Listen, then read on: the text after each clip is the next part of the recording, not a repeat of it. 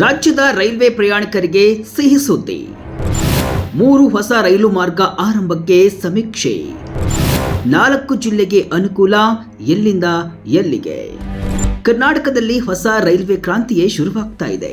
ರಾಜ್ಯದ ರೈಲ್ವೆ ಇತಿಹಾಸದಲ್ಲೇ ಇದೊಂದು ಮಹತ್ವದ ಬದಲಾವಣೆಯ ಪರ್ವ ಅಂತಾನೆ ಹೇಳಬಹುದು.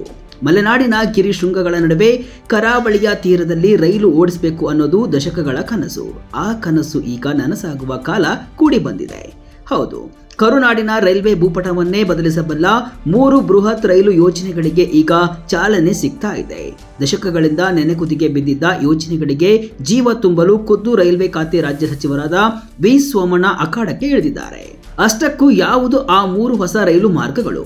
ಯಾವ್ಯಾವ ಊರಿನ ಜನರಿಗೆ ಇದರಿಂದ ಲಾಭವಾಗಲಿದೆ? ಅರಣ್ಯದ ಮಧ್ಯೆ ರೈಲು ಹಳಿ ನಿರ್ಮಾಣವಾಗೋದು ಯಾವಾಗ? ಈ ಎಲ್ಲದರ ಕಂಪ್ಲೀಟ್ ರಿಪೋರ್ಟ್ ಎಲ್ಲಿದೆ?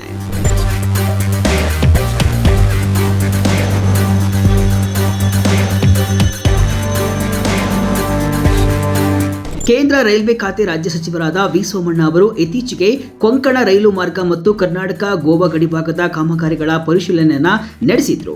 ಈ ವೇಳೆ ರಾಜ್ಯದ ಜನತೆಗೆ ಸಿಹಿ ಸುದ್ದಿಯೊಂದನ್ನು ನೀಡಿದ್ದಾರೆ. ಕರ್ನಾಟಕದಲ್ಲಿ 3 ಹೊಸ ರೈಲು ಮಾರ್ಗಗಳ ಸಮೀಕ್ಷೆ ಅಂತಿಮ ಹಂತದಲ್ಲಿದ್ದು ಶೀಘ್ರದಲ್ಲೇ ಭೂಸ್ವಾಧೀನ ಪ್ರಕ್ರಿಯೆ ಆರಂಭವಾಗಲಿದೆ ಅಂತ ತಿಳಿಸಿದ್ರು. ಹಾಗಾದ್ರೆ ಆ 3 ಪ್ರಮುಖ ಮಾರ್ಗಗಳು ಯಾವುವು ಅಂತ ನೋಡುವುದಾದ್ರೆ, ತಾಳಗುಪ್ಪ ಶಿರಸಿ ಹುಬ್ಬಳ್ಳಿ ಮಾರ್ಗ, ಅಂಕೋಲಾ ಹುಬ್ಬಳ್ಳಿ ಮಾರ್ಗ, ತಾಳಗುಪ್ಪ ಹೊನ್ನಾವರ ಮಾರ್ಗ. ಈ 3 ಯೋಜನೆಗಳು ಪೂರ್ಣಗೊಂಡ್ರೆ ಉತ್ತರ ಕರ್ನಾಟಕ, ಮಲೆನಾಡು ಮತ್ತು ಕರಾವಳಿ ಭಾಗದ ಸಂಪರ್ಕ ಜಾಲವೇ ಬದಲಾಗಲಿದೆ. ಮಲೆನಾಡಿನಿಂದ ಉತ್ತರ ಕರ್ನಾಟಕಕ್ಕೆ ನೇರ ಲಿಂಕ್. ಮೊದಲಿಗೆ ಅತಿ ಪ್ರಮುಖವಾದ ತಾಳಗುಪ್ಪ ಶಿರಸಿ ಹುಬ್ಬಳ್ಳಿ ಮಾರ್ಗದ ಬಗ್ಗೆ ನೋಡೋಣ. ಮಲೆನಾಡು ಪ್ರದೇಶದ ಸಂಚಾರ ಸಂಪರ್ಕವನ್ನ ಬಲಪಡಿಸಲಿರುವ ಈ ಯೋಜನೆಯು ಪ್ರವಾಸೋದ್ಯಮ ಮತ್ತು ವ್ಯಾಪಾರಕ್ಕೆ ದೊಡ್ಡ ಬೂಸ್ಟ್ ಅನ್ನು ನೀಡಲಿದೆ. ಶಿವಮೊಗ್ಗದಿಂದ ನೇರವಾಗಿ ಉತ್ತರ ಕರ್ನಾಟಕವನ್ನ ಬೆಸೆಯುವ ಈ ಲಿಂಕ್ಗಾಗಿ ಜನರು ಕಾದು ಕುಳಿತಿದ್ದಾರೆ. ಸಚಿವ ವಿ ಸೋಮಣ್ಣ ಅವರು ತಿಳಿಸಿರುವಂತೆ ಈ ಮಾರ್ಗದ ವಿಸ್ತೃತ ಯೋಜನಾ ವರದಿ ಅಂದ್ರೆ ಡಿಪಿಆರ್ ಮುಂದಿನ 6 ತಿಂಗಳಲ್ಲಿ ಸಿದ್ಧವಾಗಲಿದೆ. ಅದಾದ ತಕ್ಷಣವೇ ಭೂಸ್ವಾಧೀನ ಪ್ರಕ್ರಿಯೆ ಶುರುವಾಗಲಿದೆ. ವಿಶೇಷವೆಂದರೆ ರೈಲ್ವೆ ಮಂಡಳಿ ಇದಕ್ಕೆ ಈಗಾಗಲೇ ಅನುಮೋದನೆಯನ್ನ ನೀಡಿದ್ದು 2030ರ ವೇಳೆಗೆ ಈ ಮಾರ್ಗದಲ್ಲಿ ರೈಲು ಓಡಿಸುವ ಗುರಿಯನ್ನ ಹೊಂದಲಾಗಿದೆ. ಈ ಮಾರ್ಗದ ಪ್ರಮುಖ ಅಂಶಗಳನ್ನ ನೋಡುವುದಾದ್ರೆ, ಈ ಮಾರ್ಗದ ಒಟ್ಟು ಉದ್ದ ಸುಮಾರು 167 ಕಿಲೋಮೀಟರ್. ಇದರ ಅಂದಾಜು ವೆಚ್ಚ ಬರೋಬ್ಬರಿ 3,000 ಕೋಟಿ ರೂಪಾಯಿಗಳು. ಯೋಜನೆಯ ಸಮೀಕ್ಷಾ ಕಾರ್ಯ ಈಗಾಗಲೇ ಮುಕ್ತಾಯಗೊಂಡಿದೆ.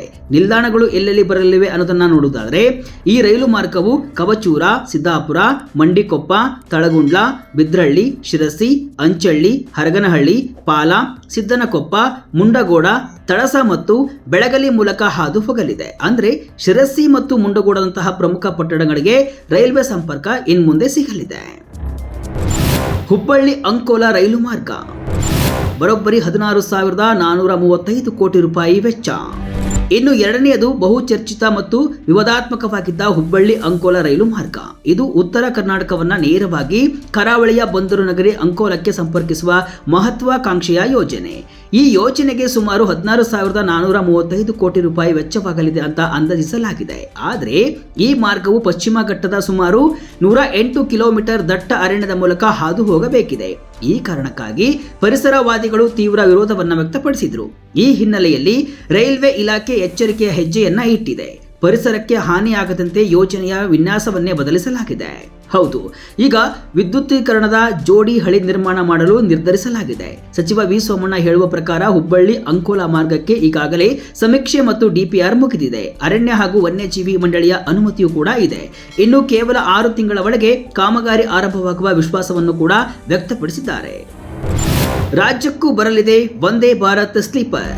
ಇನ್ನೊಂದು ಸಿಹಿ ಸುದ್ದಿ ಏನಂದ್ರೆ, ಬೆಂಗಳೂರು ಮತ್ತು ವಿಜಯಪುರ ನಡುವೆ ವಂದೇ ಭಾರತ್ ರೈಲು ಓಡಿಸಬೇಕೆಂಬ ಬಹುದಿನಗಳ ಬೇಡಿಕೆಗೆ ಈಗ ಹೊಸ ತಿರುವು ಸಿಕ್ಕಿದೆ.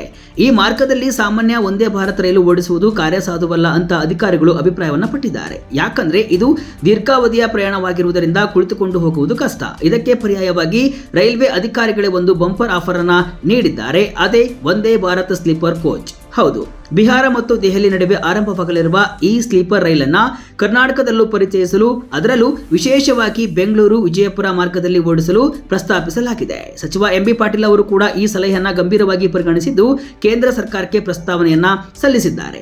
ಇನ್ನು ಬೆಂಗಳೂರಿನಿಂದ ಹುಬ್ಬಳ್ಳಿವರೆಗೆ ಕೆಲವೇ ನಿಗದಿತ ನಿಲ್ದಾಣಗಳನ್ನು ನೀಡಿ ಅಲ್ಲಿಂದ ಮುಂದಕ್ಕೆ ವಿಜಯಪುರದವರೆಗೆ ಸ್ಥಳೀಯ ಜನರಿಗೆ ಅನುಕೂಲವಾಗುವಂತೆ ರೈಲು ಸೇವೆ ನೀಡಿದರೆ ಉತ್ತರ ಕರ್ನಾಟಕದ ವಾಣಿಜ್ಯ ಮತ್ತು ಪ್ರವಾಸೋದ್ಯಮಕ್ಕೆ ದೊಡ್ಡ ಉತ್ತೇಜನ ಸಿಗಲಿದೆ.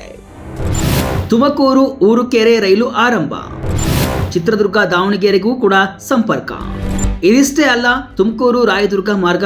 ಇಲ್ಲಿ ತುಮಕೂರು ಊರುಕೆರೆ ನಡುವಿನ 10 ಕಿಲೋಮೀಟರ್ ಮತ್ತು ದೊಡ್ಡಹಳ್ಳಿ ಪಾವಗಡ ನಡುವಿನ 20 ಕಿಲೋಮೀಟರ್ ಕಾಮಗಾರಿ ತ್ವರಿತಗತಿಯಲ್ಲಿ ಸಾಗ್ತಾ ಇದೆ. ಕೈಗಾರಿಕಾ ಪ್ರದೇಶವಾಗಿರುವ ತುಮಕೂರಿನಿಂದ ಸಾವಿರಾರು ಕಾರ್ಮಿಕರಿಗೆ ಇದು ಅನುಕೂಲ ಕಲ್ಪಿಸಲಿದೆ. ಪಾವಗಡ ಭಾಗಕ್ಕೆ 2026 ಜನವರಿಯಿಂದ ರೈಲು ಓಡುವ ನಿರೀಕ್ಷೆ ಇದೆ. ಇನ್ನು ಚಿತ್ರದುರ್ಗ ದಾವಣಗೆರೆ ಸಂಪರ್ಕವನ್ನ ನೋಡಿದರೆ ತುಮಕೂರು ಚಿತ್ರದುರ್ಗ ದಾವಣಗೆರೆ ಹೊಸ ಮಾರ್ಗದಲ್ಲಿ ಹಳಿ ಜೋಡಣೆ ಕಾರ್ಯ ಭರದಿಂದ ಸಾಗುತ್ತಿದ್ದು 2026 ಫೆಬ್ರವರಿ ವೇಳೆಗೆ ಭರಮಸಾಗರ ಮತ್ತು ತೋಳ ಹುಣಸೆ ನಡುವಿನ ಸಂಪರ್ಕ ಏರ್ಪಡಲಿದೆ. ಇದರ ಜೊತೆಗೆ ಬೆಂಗಳೂರು ತುಮಕೂರು ಮತ್ತು ಬೆಂಗಳೂರು ಮೈಸೂರು ನಡುವೆ ಈಗಿರುವ ಜೋಡಿ ಹಳಿಯನ್ನ 4 ಹಳಿಗಳ ಮಾರ್ಗವನ್ನಾಗಿ ಮಾಡಲು ಕಾರ್ಯಸಾಧ್ಯತಾ ವರದಿಯನ್ನ ಸಿದ್ಧವಾಗ್ತಾ ಇದೆ. ಇದು ಭವಿಷ್ಯದ ದೃಷ್ಟಿಯಿಂದ ಕ್ರಾಂತಿಕಾರಿ ನಡೆಯಾಗಲಿದೆ. ಒಟ್ಟಾರೆಯಾಗಿ ಹುಬ್ಬಳ್ಳಿ ತಾಳಗುಪ್ಪ ಮತ್ತು ತಾಳಗುಪ್ಪ ಹೊನ್ನಾವರ ರೈಲ್ವೆ ಮಾರ್ಗ ಸೇರಿ ಸುಮಾರು 21,000 ಕೋಟಿ ರೂಪಾಯಿಯ ವೆಚ್ಚವಾಗಲಿದೆ ಅಂತ ಅಂದಾಜಿಸಲಾಗಿದೆ. ಇಷ್ಟು ದೊಡ್ಡ ಮೊತ್ತದ ಹೂಡಿಕೆ ಕರ್ನಾಟಕದ ರೈಲ್ವೆ ಚಿತ್ರಣವನ್ನೇ ಮುಂದಿನ ಹಂತಕ್ಕೆ ತೆಗೆದುಕೊಂಡು ಹೋಗುವುದರಲ್ಲಿ ಯಾವುದೇ ಅನುಮಾನವಿಲ್ಲ. ಇದಲ್ಲದೆ ಕರ್ನಾಟಕಕ್ಕೆ ಹೊಸ ವಂದೇ ಭಾರತ್ ಸ್ಲೀಪರ್ ರೈಲುಗಳ ಪ್ರಸ್ತಾವನೆಯೂ ಕೂಡ ಮುಂದೆ ಇಟ್ಟಿದ್ದಾರೆ ಸಚಿವ ಎಂಬಿ ಪಾಟೀಲ್. ಜೊತೆಗೆ ಕೊಂಕಣ ರೈಲ್ವೆಯನ್ನ ಭಾರತೀಯ ರೈಲ್ವೆಯೊಂದಿಗೆ ವಿಲೀನಗೊಳಿಸುವ ಪ್ರಕ್ರಿಯೆಯೂ ಕೂಡ ಚರ್ಚೆಗಳು ನಡೀತಾ ಇದೆ. ಆಯಾ ಜಿಲ್ಲೆಯ ರೈಲ್ವೆ ನಿಲ್ದಾಣಗಳನ್ನು ಹೈಟೆಕ್ ದರ್ಜೆಗೆ ಏರಿಸುವ ಕೆಲಸವೂ ಕೂಡ ಭರದಿಂದ ಸಾಗ್ತಾ ಇದೆ.